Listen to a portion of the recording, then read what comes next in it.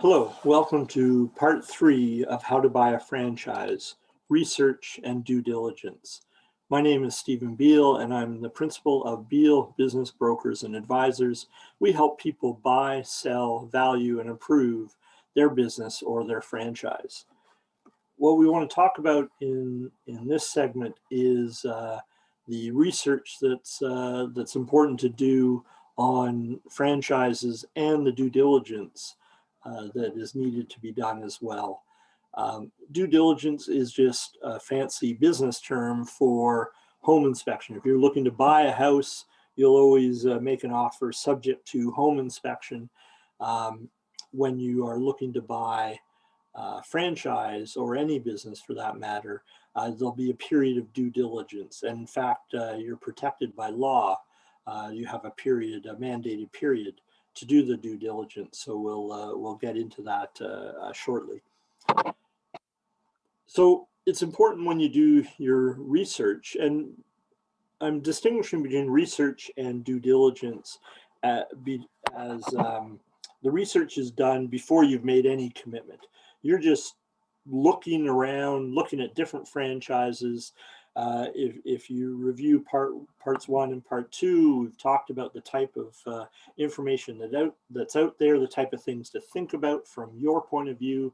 And what we just want to touch on here is just some of the information you should look for as you're doing research before you get anywhere near committing to any one of them.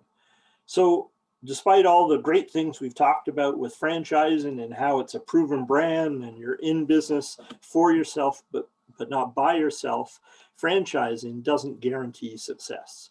There's a number of stories of businesses franchises that have failed.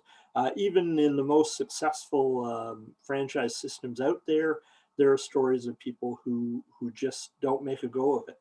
And the statistics are probably less obvious than everyone has heard the 50% failure rate of small businesses within the first 2 or 3 years. Franchises, you don't have that. We don't have access to that level of detailed statistics because sometimes the franchisors are just bought out by other franchises. So an individual operator might sell out back to head office, and then it would normally be considered, if they were a standalone business, that would be a business failure, but because it's a franchise, it's not recorded as such. So some of the things to look for in a franchise are brand power. So do you recognize the name? Is it well known? Is it something that can attract clients to you? Do they have proven systems? So you want to know that the business has been around a while. If you take a look at the Canadian Franchise Association directory of franchises, they'll tell you a number of things about the franchises, including how many units are out there. So whether it's 100, 200, 300, or whatever, and they'll tell you how long they've been franchising.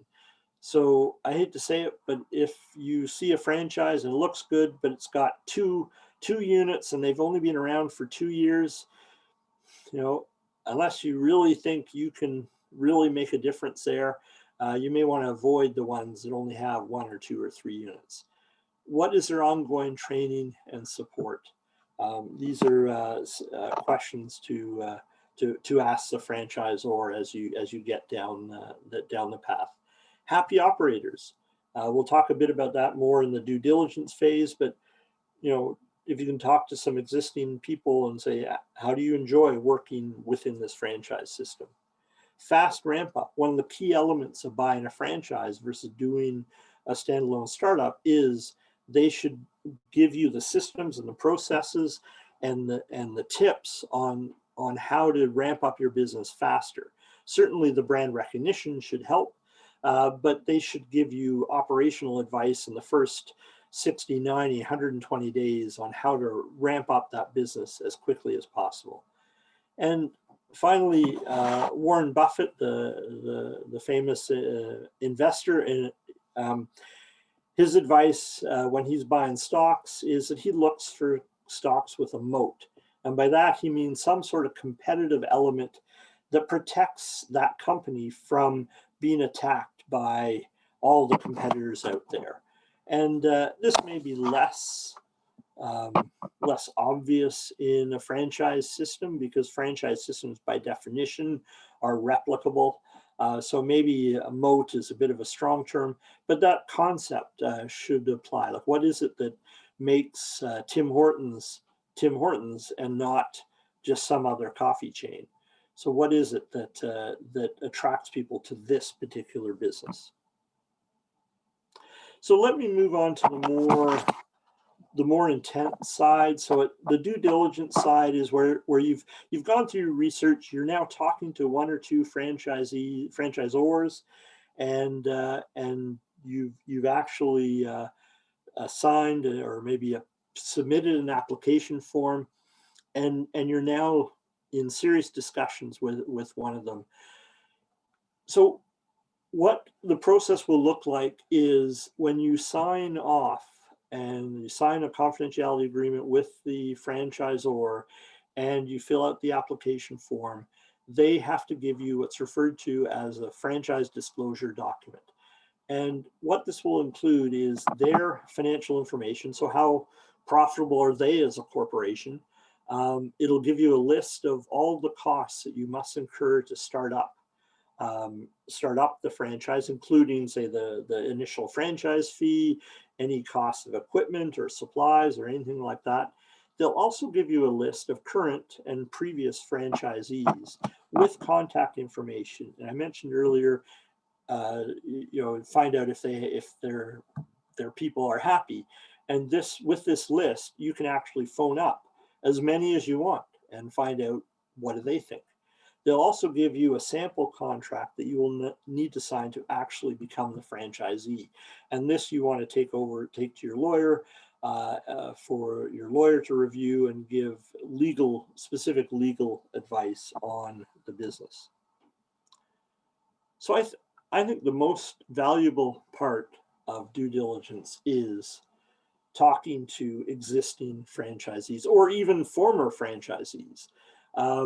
And don't necessarily talk. They may say, oh, we'll talk to Bob from Alberta and he'll give you a good idea. I mean, sure, maybe give Bob a call, but I'd go through the list and pick people that, at random. Maybe not totally at random. You might want to pick people in similar size cities as yours. If you're coming from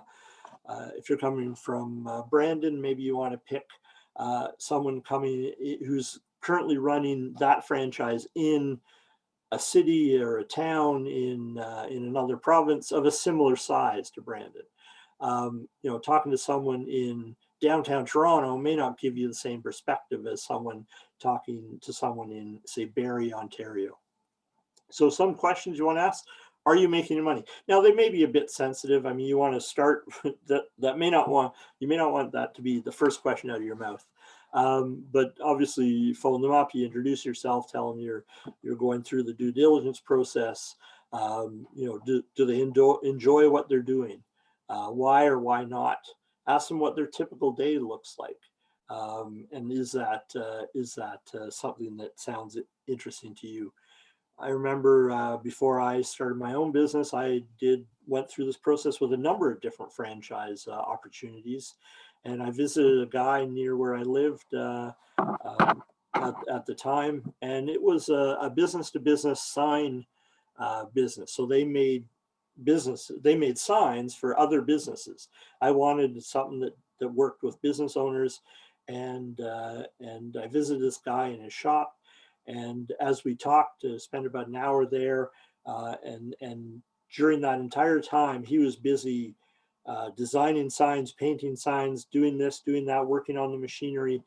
And it looked like a good business, but by the end of it, I thought, well, I don't want to be doing that type of work all day. That wasn't what I was looking for.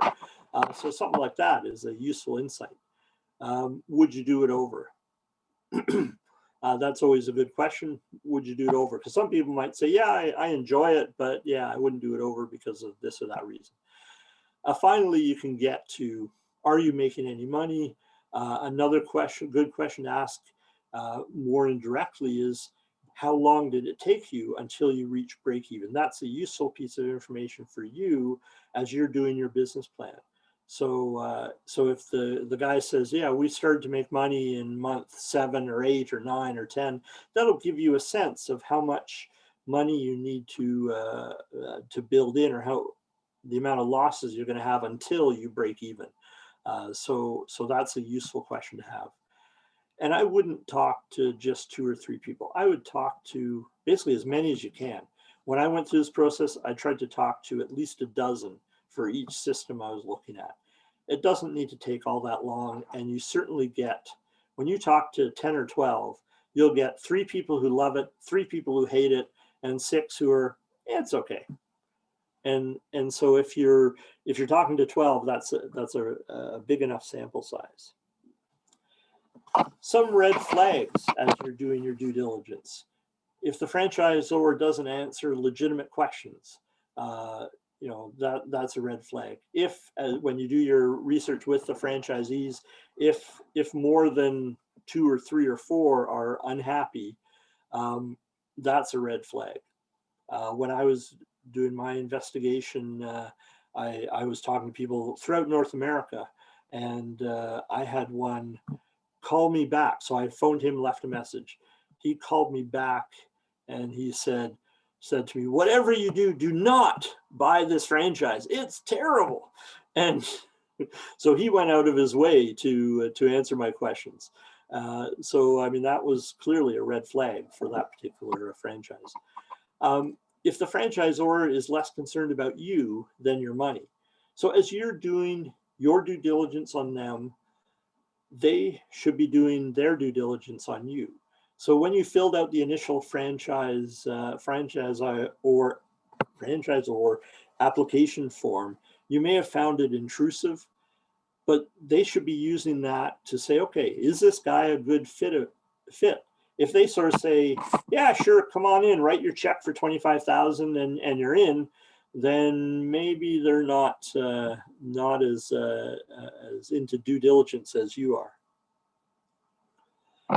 Some other things to understand through due diligence, and this will be in your contract. What is your obligation to buy goods and services from either the franchisor, the affiliates, or their approved suppliers? I just did a project today. We wound it up today, and it was a sad story with the franchise. And unfortunately, I mean, it's tied into the whole COVID-19 situation. This particular restaurant went under, but as we went and dug under the causes, they were paying a fortune to the head office on a number of things that just didn't make any sense. And so what is your obligation in those situations? What access to financing does the franchisor have? Some of the franchisors have special deals with the various banks, and you can get in on those deals potentially. What are their product and service restrictions? I'm probably going back 10 or 15 years, but I think a Tim Hortons franchisee, I think in Quebec, got into trouble because they were making their donuts a bit bigger than everyone else's. And the customers loved it, of course. Donuts were bigger. But of course, all the neighboring Tim Hortons didn't like it because they were losing clients to the guy who was making bigger donuts. So head office had to force them to stop doing that. What's the nature of the territory and the marketing zone? So depending on the business and how it's structured, you may have rules about how you can market and where you can market. And of course, the trademarks and the trade names and the copyrights, all those different things are things that you need to understand what you're allowed to do and what you're not allowed to do. Evaluate the franchisor. One of the reasons they give you they're mandated to give you their financial statements is that you can look at their financial statements. How strong are they? Are they teetering on the edge of bankruptcy? Then maybe you don't want to hitch your wagon to that star. Do they spend money and focus on research and development? Are the field staff willing to help? Is there a training program? Are they constantly updating their ad campaigns? Can they adapt to changes in the marketplace? So all these things are good questions to look at and say, okay, how are these guys moving with the times? Take a look at the location. Now, for location, this will be a joint effort between you and the franchisor. They typically, if it's a larger franchise, they will have a real estate division that does nothing but scout out locations, and they may have it picked out already, saying, yeah, we want you to be a franchisee, and here's the location right away. But for your own sake, you should take a look. Does it make sense? Is there enough population there? What about traffic counts? Is it good with vehicle traffic and pedestrian traffic? How competitive is it? Competition can be a two-edged sword. It's said that McDonald's spent a fortune on getting the right location, and Burger King's strategy was just to go, right beside them or across the street from them. So, so just because there is competition doesn't necessarily mean that's a bad thing. It might mean it's a good location for that type of business. So be careful and sort of saying, oh, gee, there's a competitor too close in that location. Maybe that's the right location. What about locations for potential employees? How easy will it be for them to get there? How big is the location? How visible is it? I was talking to one franchisor, and they were looking at a location, and obviously they looked at all these different things like traffic counts, but their real concern was that in the building they picked, they wanted to be at the end. So they wanted to be visible. They didn't want to be stuck, sandwiched in the middle where no one can see them. They want to be right in the corner unit so that everyone can see them from both angles. And of course, zoning, these are things that the real estate department or your real estate agent can help you with in terms of zoning concerns. So take a look at what is a franchisor selling in terms of the brand name or the procedures. In part one, I talked a bit about the different types of franchises. So business format versus a product franchise. And so what type of franchise is this? So are they trading off their brand name, or are they going by their operational procedures, or both? And so that would help you understand sort of what value they're bringing to the table. Make sure you understand the total costs, not just the percentage royalty that you're going to have to pay, but if they're mandating that you buy from them certain things, what are those costs are. Make sure you understand the competitive advantage. What's exactly their competitive advantage over other franchisors and over competing businesses, or for that matter, a standalone business. One last question to sort of sum it up. Could you do better by either starting an independent business or purchasing an existing, either an independent or franchise business? So there's all sorts of alternatives to starting a brand new franchise. So make sure you understand the different risks that are involved in any of these avenues. Finally, as you get closer, it comes time to make a decision and to negotiate. Now, franchisors will tell you that they don't negotiate. Their contracts are contract. And that is mostly true because some things are cast in stone to keep the system consistent. So you can't say, I want to buy a franchise, but I want to be allowed to make bigger donuts, because they'll say, no, the donuts are the donuts. But some things can be negotiated, such as, say, the size of your territory, the amount of the training, sort of location or timing of training, field training, payment terms can possibly be negotiated, even personal guarantees. They may want a personal guarantee on everything that you sign, and maybe you're not comfortable with that. So something like that might be negotiable in certain situations. So just a recap, and this recap sort of covers all three segments. Step one is to know who you are. What are you looking for? What are your goals? What are your desires? What are your skills? What are your strengths and your weaknesses? So what makes you tick? Once you're armed with that information, you can take a look at the marketplace. What are the different types of franchises available?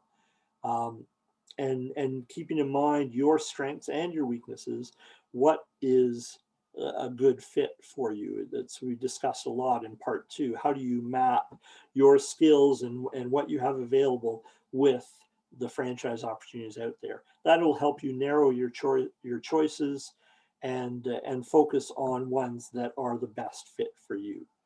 And then take a look as you get into due diligence. Make sure you understand all the financial and non-financial factors that affect this business, and understand what you need to investigate.